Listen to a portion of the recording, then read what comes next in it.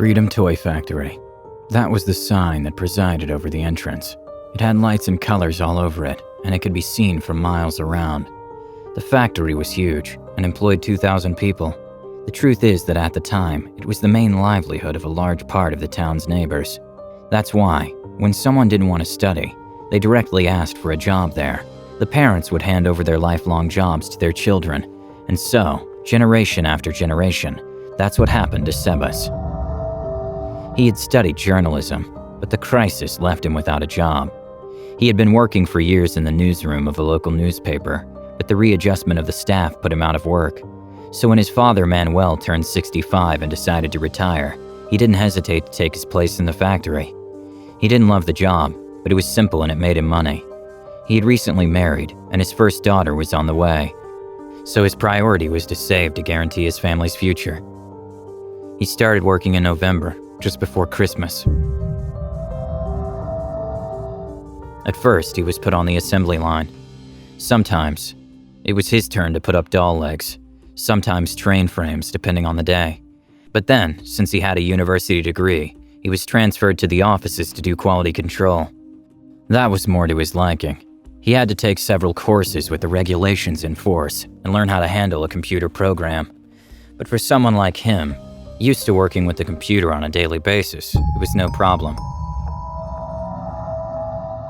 His job was to check every toy that left the factory, or at least one copy of each model. He had to check that the materials were not toxic for children, that there were no loose parts, and that everything was in order. Then he would send his report to the company's assistant manager, a man named Eduardo. He met at the meeting where the position was offered, but to tell the truth, Eduardo said few words, just enough. He limited himself to telling him that everything had to go through his review, that he simply had to do the tests he had been told to, nothing more. Sebus nodded and accepted the position. On the first day, he was also made to sign a confidentiality agreement. It seemed excessive for a toy factory, but he thought it would be normal. He started with the analysis of the first part and found it to be quite entertaining. During the first few weeks, he gained fluency and gradually memorized all the parameters. After 2 months, he hardly needed the guides he had been given to carry out the revisions. All kinds of toys had already passed through his hands, and although his daughter was still very young, he was already thinking about which one she might like best. He was a curious guy and wanted to improve at work, so sometimes when he got bored, he would consult quality manuals from large factories. Many of them were posted on the internet. On the other hand, Juguetes Libertad didn't even allow them to be taken home to avoid leaks. Analyzing these manuals, he discovered that in most factories the controls were much more exhaustive. They analyzed the composition of the materials, the fabrics, all the parts, and even their durability. When he saw this, he decided that he should talk to his superior and proposed to extend the controls. He didn't want the factory to be fined and lose his job. As soon as he arrived at work, he asked for a meeting with Mr. Eduardo. But as soon as she told him her idea, he changed his face and reminded her that he had agreed to only do what he was ordered to do. His response was dry and very brusque, so she understood that if she wanted to continue working there, she had to limit herself to following orders. He was still curious as to why they could do far fewer checks there than in other places. That day he worked normally and followed all the instructions he had been given. But on the way home, it occurred to him that maybe he could investigate somewhere else. If he bought a dummy made in the factory and had it made with analytical instruments, he could check the parameters at home. And so, he did. The next day he went to a store in town and bought a toy unicorn that was made at the place where he worked. He also ordered online some of the materials and instruments he needed for the tests. He had to wait a couple of weeks for everything to arrive home. In the meantime, he went to work as normal and just did everything without any buts. He wanted them to be happy with him, and for no one to suspect that he was trying to find out what was going on. He also took advantage of a weekend family meal to talk to his father. He asked him what he knew about the factory management. Manuel told him that he had never had much dealings with them. They were people from out of town who had never lived there. No one knew any details about their life. Even though it was such a big company, he was surprised that a person like his father, who had been working there for 40 years, knew absolutely nothing about his bosses. It was very strange. His journalistic integrity kept sending him signals that something was going on. 2 weeks later, the tests he had ordered arrived. A computer friend of his helped him with the computer program, and he had everything ready to carry out his investigation. Only his wife and that friend knew that he was investigating something, but they didn't know what it was. As soon as he got home from work, he sat down in front of the computer. He started the program and began to run the same checks as in the factory. Everything was correct, so he started with the other manuals. He analyzed the fabric that the unicorn was wearing on top, and it was also correct. Then he checked that the paint was not toxic. So far, so good. He also checked that the toy had no extremely small parts that could be ingested by children. And then it was the turn of the hair. He pulled out a strand of hair to introduce it into some kind of liquid. There, they would know if it was plastic, natural hair, or chemical mixture. And to his surprise, it was natural hair.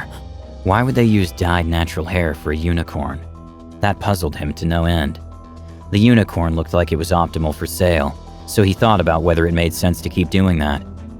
He was doing research without knowing what he was looking for, and maybe it was all a figment of his own imagination. Still, the next day he bought another toy. This time, a hyper-realistic doll. When he got home, he went through the same process as with the unicorn. The initial checks were also all perfect. Again, he found that the doll had natural human hair.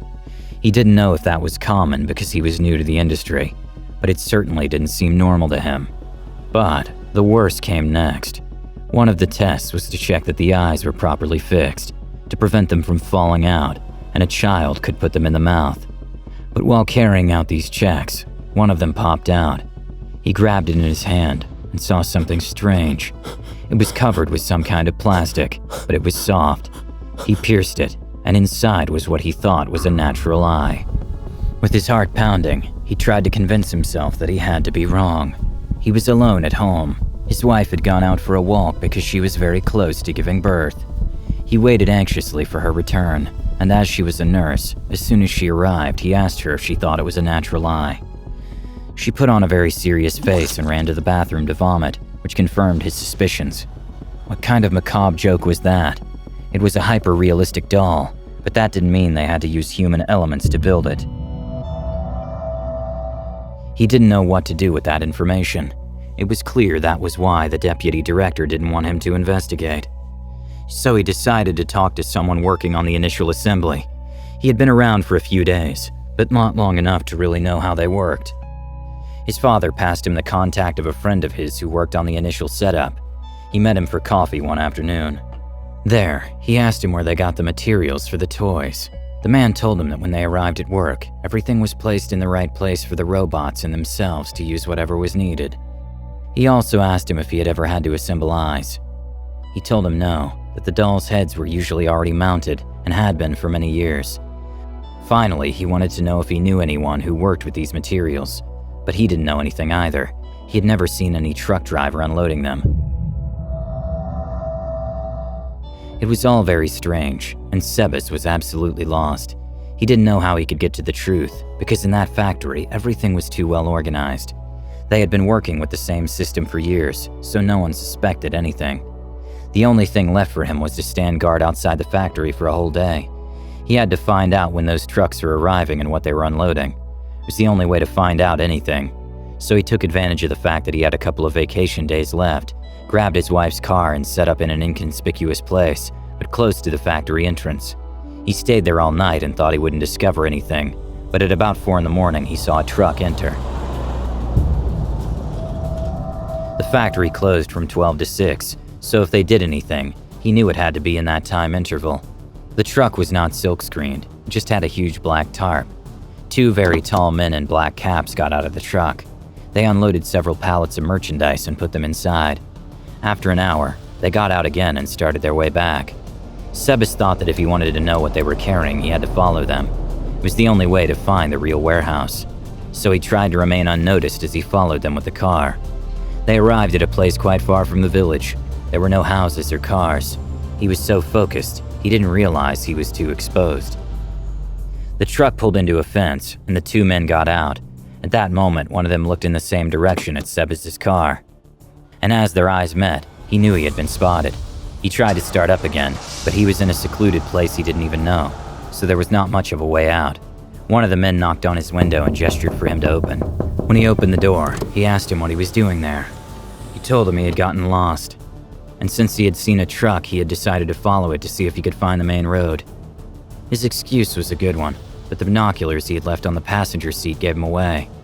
Seeing them, the man asked him to get out of the car, and he, defenseless and without any weapon, complied. Once outside, he was grabbed by the neck and tied his hands, was forced to walk, and the three of them together got inside a kind of ship. Inside, the place was state-of-the-art. It had a lot of compartments and machines all sealed. He was taken to a sort of office and the door was locked. He was scared, but he wasn't so scared that he didn't try to investigate the office a little. He opened different drawers, and in them there were several weapons, and also a bunch of pen drives classified by codes. What would be in there? He tucked one into his underwear. If you managed to get out of there alive, it could be useful. After a while, the two men returned to the office and started asking him questions. Why were you following us? What are you looking for? He lied and said he was a private inspector, and that one of his wives wanted to know what he was doing at night. They looked at each other and laughed. None of them were married. The lies were coming to an end, so they finally locked him in a separate room. It looked like they were waiting for orders, but neither of them searched him, so Sebus still kept his cell phone. He sent his wife the location and told her he was in danger. He asked her to notify the police, that under no circumstances was she to leave the house. Meanwhile, he heard the door open again. Behind him, Mr. Eduardo, the general manager. Well, if it isn't you, he said. He was holding a gun, so Sebus knew that was the end of it.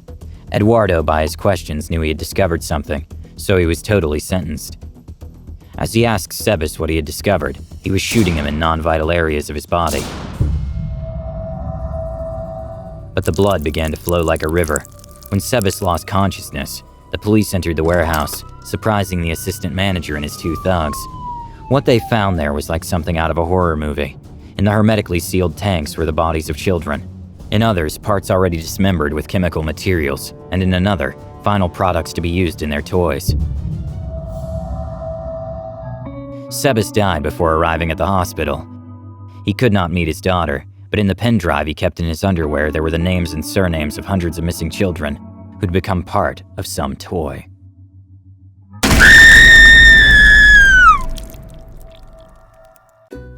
If you enjoyed this video, don't forget to like it. And if you want to see more Draw My Life videos, subscribe to our channel. See you on the next episode.